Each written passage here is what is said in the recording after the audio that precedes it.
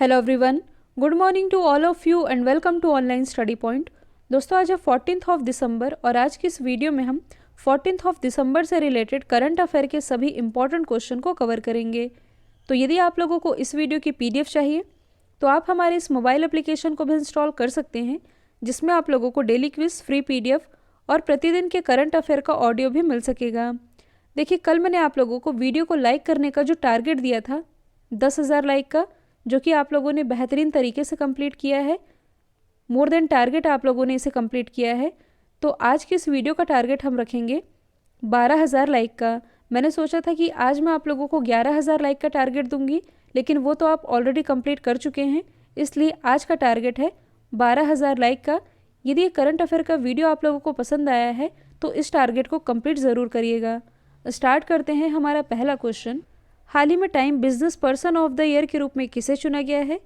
तो time magazine के द्वारा business person of the year ये चुने गए हैं एरिक युआन, जो कि जूम वीडियो कम्युनिकेशन के सीईओ और संस्थापक हैं। और इन्हें time business person of the year के रूप में क्यों चुना गया है? क्योंकि अभी हाल ही में कोविड-19 महामारी के दौरान जो लॉकडाउन लगा था, मतलब कि लॉकडाउन के दौरान वीडियो संचार कंपनी ने, जो कि इन्हीं की वीडियो संचार कंपनी है जूम, इसने लाखों लोगों को एक दूसरे से जोड़ने के लिए काफ़ी टेक्नोलॉजी का इस्तेमाल किया। इसके लिए इन्हें सम्मानित किया गया है। और जो एरिक युआन है, ये चीनी मूल के अरबपति व्यवसायी हैं। और देखिए, कल ही मैंने आप लोगों को बताया था टाइम मैगजीन के बारे में, जो कि 1927 से हर साल ऐसे व्यक्तियों की लिस्ट जारी करता है जो कि चर्चे में रहे हों और जिसने सबसे ज़्यादा प्रभावित किया हो। जैसे कि कल मैंने आप लोगों को बताया था कि टाइम मैगजीन के द्वारा ही पर्सन ऑफ द ईयर 2020 ये किसे चुना गया है? तो ये दो लोगों को चुना गया है। एक तो है जो बिडेन, जो कि हाल ही में अमेरिका के 46वें राष्ट्रपति बने हैं। दूसरी है कमला हैरिस, जो कि भारतीय मूल की हैं और ये अमेरिका की वाइस प्रेसिडेंट बनाई गई हैं। इन दोनों को चुना गया है पर्सन ऑफ द ईयर, और business person of the year ये चुने गए हैं एरिक युआन।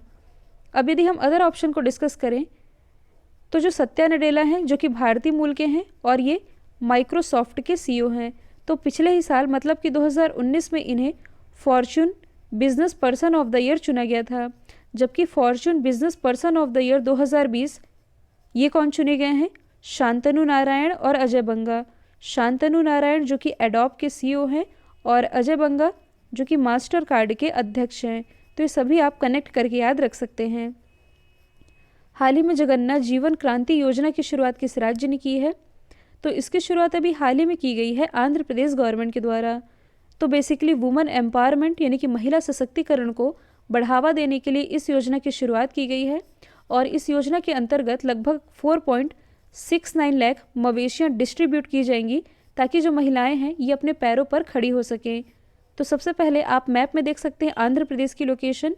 यहाँ के मुख्यमंत्री कौन है? जगन मोहन रेड्डी। राज्यपाल तो ये हैं विश्वभूषण हरिचंदन। जो आंध्र प्रदेश है ये फलों के उत्पादन में पहले स्थान पर रहा है। इसके अलावा डूइंग बिजनेस रैंकिंग, जो कि कुछ समय पहले ही जारी की गई थी, इसे भी टॉप किया था आंध्र प्रदेश ने ही। इम्पॉर्टेंट नेशनल पार्क की यदि बात की जाए तो Nagarjun Srisailam wildlife sanctuary, Venkateswara national park और पापीकोंडा नेशनल पार्क, ये सभी स्थित है आंध्र प्रदेश में ही। आंध्र प्रदेश गवर्नमेंट से ही रिलेटेड यदि आप कुछ इंपॉर्टेंट योजना को रिलेट कर सके, जो कि हाल ही में लॉन्च की गई है आंध्र प्रदेश गवर्नमेंट के द्वारा, तो जल कला योजना, जगन्ना विद्या कनुका योजना, जगन्ना विद्या दीवेना योजना, YSR आसरा योजना, रायतू भरोसा योजना, ये सभी स्कीम है जो ये आंध्र प्रदेश गवर्नमेंट के द्वारा ही लॉन्च की गई है। पाओलो रोसी, जिनका भी हाल ही में निधन हुआ है, यह किस खेल से रिलेटेड थे? तो ये रिलेटेड थे फुटबॉल से। और ये किस कंट्री से बिलोंग करते थे? इटली से। तो देखिए, जो 1982 का वर्ल्ड कप हुआ था, इसमें इन्होंने 6 गोल किए थे। साथ ही इनका नाम इसलिए भी इम्पॉर्टेंट है क्योंकि एक ही वर्ष में world cup, golden ball, golden boot और बैलन डियोर जो कि फुटबॉल जगत का प्रतिष्ठित अवार्ड माना जाता है, एक ही साल के दौरान ये सारे अवार्ड जीतने वाले ये इतिहास के एकमात्र पुरुष खिलाड़ी भी हैं। और ये बिलोंग करते हैं इटली से। आप मैप में देख सकते हैं इटली की लोकेशन, ये किस महाद्वीप में स्थित है? तो ये स्थित है यूरोप महाद्वीप में। इसे आप थोड़ा जूम करके भी देख सकते हैं। तो ये जो आप देख रहे हैं इटली की लोकेशन आप देख पा रहे हैं, ये बॉर्डर शेयर कर रहा है मेडिटेरियन सी के साथ, यानी कि भूमध्य सागर के साथ। इटली की कैपिटल क्या है, तो ये है रोम। और रोम में किसका हेडक्वार्टर स्थित है, FAO का, यानी कि फूड एंड एग्रीकल्चर ऑर्गेनाइजेशन का। करेंसी तो ये है यूरो। और कई बार एग्जाम में पूछा जाता है कि इटली की गंगा ये किस नदी को कहते हैं, तो ये कहते हैं पो नदी को। हाल ही में टाइम मैगजीन के द्वारा एथलीट ऑफ द ईयर के रूप में किसे नामित किया गया है, तो देखिए फिर से टाइम मैगजीन का डिस्कशन आ रहा है, तो एक बार हम फिर से रिवीजन कर लेते हैं। टाइम मैगजीन के द्वारा पर्सन ऑफ द ईयर ये किसे चुना गया है, कमला हैरिस और जो बिडन को। टाइम मैगजीन के द्वारा business person of the year ये किसे चुना गया है, तो क्वेश्चन नंबर 1 में मैंने आप लोगों को बताया है ये चुने गए हैं एरिक युआन। अब पूछा जा रहा है टाइम मैगजीन के द्वारा एथलीट ऑफ द ईयर ये किसे चुना गया है, तो ये चुने गए हैं लेब्रॉन जेम्स, जो कि USA से बिलोंग करते हैं। USA के बास्केटबॉल स्टार खिलाड़ी हैं जिन्हें कि एथलीट ऑफ द ईयर चुना गया है। अब यदि हम बाकी ऑप्शन को डिस्कस करें तो हाल ही में जो पहलवान बजरंग पुनिया है और जो एलावेनिल वलारिवन है जो कि एक प्रसिद्ध निशानेबाज है, इन्हें अभी हाल ही में फिक्की के द्वारा, फिक्की यानी कि federation of Indian chamber of commerce and industry, FICCI के द्वारा sports person of the year चुना गया है। जबकि यदि हम बात करें पहलवान रितु फोगाट की, तो हाल ही में इन्होंने सिंगापुर में MMA यानी कि मिक्स्ड मार्शल आर्ट का खिताब अपने नाम किया है। कौन सा देश बैरिस सीट 2 परियोजना के तहत 2024 में चंद्रमा पर मानव रहित अंतरिक्ष यान भेजने की योजना बना रहा है, तो ऐसी योजना बना रहा है इजराइल। योजना का नाम क्या है, बैरिस शीट 2 परियोजना। अब इसे आप समझिएगा, कुछ समय पहले मैंने आप लोगों को बताया था बैरिस शीट के बारे में, तब मैंने केवल बैरिस शीट टर्म यूज़ किया था। तो बैरिस शीट परियोजना जो कि इजराइल का ही एक चंद्र मिशन था, जिसे कि पिछले वर्ष यानी कि 2019 में लॉन्च किया गया था एलन मस्क की कंपनी स्पेस एक्स के द्वारा। लेकिन इजराइल का ये जो चंद्र मिशन था ये फेल हो गया था, मतलब कि अनसक्सेसफुल रहा था। तो इसी तर्ज पर अब 2024 तक जो इजराइल है ये बैरिस शीट 2 परियोजना की योजना बना रहा है। तो सबसे पहले आप मैप में देख सकते हैं इजराइल की लोकेशन, इसकी कैपिटल क्या है, तो ये है येरूशलेम। करेंसी तो ये है Israeli new shackle. Prime minister तो ये है बेंजामिन नेतन्याहू। आसपास की यदि आप लोकेशन देखेंगे तो इजराइल के ऊपर में ये जो आप देख रहे हैं ये है मेडिटेरियन सी यानी कि भूमध्य सागर, और इजराइल के नीचे में यहाँ पास जो आप देख रहे हैं ये है रेड सी यानी कि लाल सागर।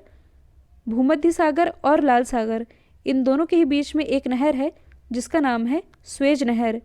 अब इस क्वेश्चन में साइंस एंड टेक्नोलॉजी की बात की जा रही है, तो इजराइल से ही रिलेटेड आप एक और फैक्ट याद रख सकते हैं। अभी हाल ही में इजराइल ने ओफिक 16 नामक एक जासूसी उपग्रह भी लॉन्च किया है, तो ये भी आप याद रखेंगे। हाल ही में फुटबॉल खेलने वाली पहली ट्रांसजेंडर महिला ये कौन बनी है, तो फुटबॉल खेलने वाली पहली ट्रांसजेंडर महिला ये बन गई हैं मारा गोमेज, और ये किस कंट्री से बिलोंग करती हैं, अर्जेंटीना से। तो इनकी कंट्री भी आप याद रखेंगे। तो सबसे पहले आप मैप में देख सकते हैं अर्जेंटीना की लोकेशन, ये साउथ अमेरिका में स्थित है। इसकी कैपिटल की यदि बात की जाए तो ये है ब्यूनस आयर्स। करेंसी तो ये है पेसो, और अर्जेंटीना के जो घास के मैदान होते हैं इसे पंपास कहा जाता है। यदि आप अर्जेंटीना को करंट से रिलेट करेंगे तो कुछ दिन पहले मैंने आप लोगों को बताया था कि हाल ही में कोरोना वायरस महामारी के प्रकोप को देखते हुए जो अर्जेंटीना गवर्नमेंट है इसने एक नया संपत्ति कानून पेश किया है, जिसके तहत देश के जो भी पूंजीपति लोग हैं उन पर एक खास तरह का टैक्स लगाया जाएगा। किन पर लगाया जाएगा, मतलब कि अर्जेंटीना में ऐसे पूंजीपति लोग जिनके पास $25 लाख से अधिक की संपत्ति है उन पर एक खास पूंजी टैक्स लगाया जाएगा, और इससे जो भी पैसे कलेक्ट होंगे उसका इस्तेमाल दवा और ज़रूरी चीज़ों में किया जाएगा। अब यदि हम अदर ऑप्शन को डिस्कस करें तो हाल ही में जो बाला देवी है ये यूरोपीय यूनियन लीग में गोल करने वाली पहली भारतीय महिला फुटबॉलर बन गई हैं। यदि हम बात करें सोफिया कैनिन की, तो कल ही मैंने आप लोगों को बताया था हाल ही में WTA यानी कि वुमेन टेनिस एसोसिएशन के द्वारा प्लेयर ऑफ द ईयर ये चुनी गई हैं सोफिया कैनिन। हाल ही में जारी किए गए वैश्विक घरेलू मूल्य सूचकांक में कौन सा देश टॉप पर रहा है, तो इसमें टॉप पर रहा है तुर्की।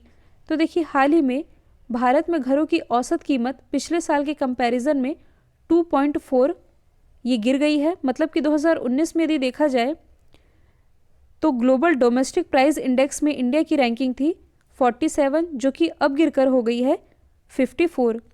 कहने का मतलब ये है कि ये जो वैश्विक घरेलू मूल्य सूचकांक जारी किया गया, इसमें टॉप पर तो रहा है तुर्की, अपने देश भारत की रैंकिंग ये रही है 54।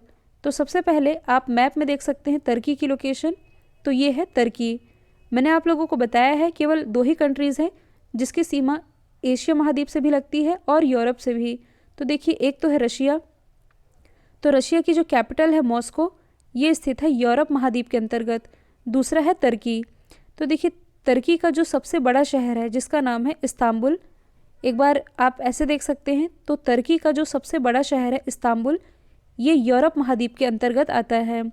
तो तुर्की का वो वाला हिस्सा जो एशिया महाद्वीप के अंतर्गत आता है ये कहलाता है अनातोलिया, और तुर्की का वो वाला हिस्सा जो यूरोप महाद्वीप के अंतर्गत आता है ये कहलाता है थ्रेस।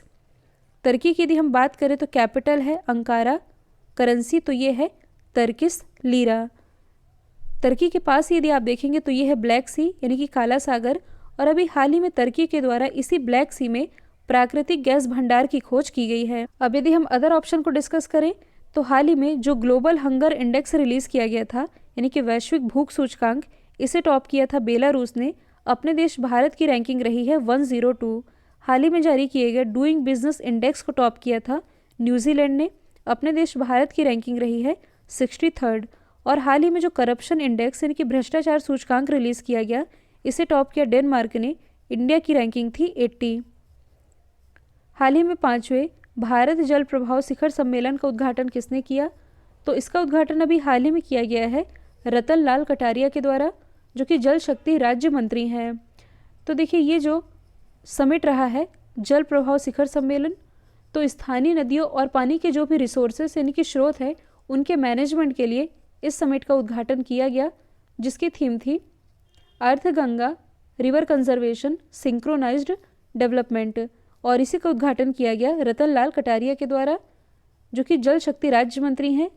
जबकि हमारे जो जल शक्ति मंत्री हैं ये है गजेंद्र सिंह शेखावत, और इनकी कॉन्स्टिट्यूंसी क्या है?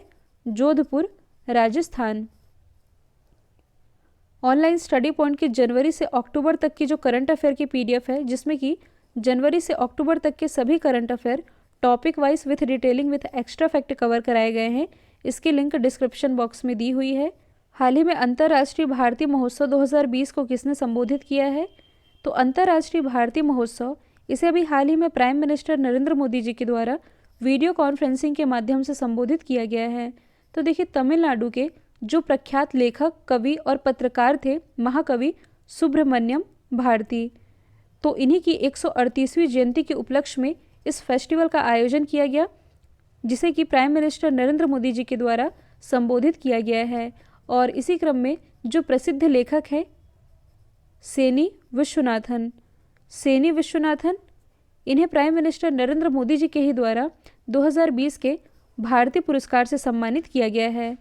यदि हम बात करें प्राइम मिनिस्टर नरेंद्र मोदी जी की, तो हाल ही में फोर्ब्स के द्वारा विश्व के टॉप 100 सबसे प्रभावशाली लोगों की लिस्ट जारी की गई थी, जिसमें कि भारत की तरफ से एकमात्र राजनेता शामिल थे, नरेंद्र मोदी जी। इसके अलावा हाल ही में इन्हें IG नोबल चिकित्सा पुरस्कार से भी सम्मानित किया गया है। हाल ही में राष्ट्रीय ऊर्जा संरक्षण दिवस ये कब मनाया गया है, यानी कि नेशनल एनर्जी कंजर्वेशन डे, तो ये भी हाल ही में मनाया गया है 14 दिसंबर को।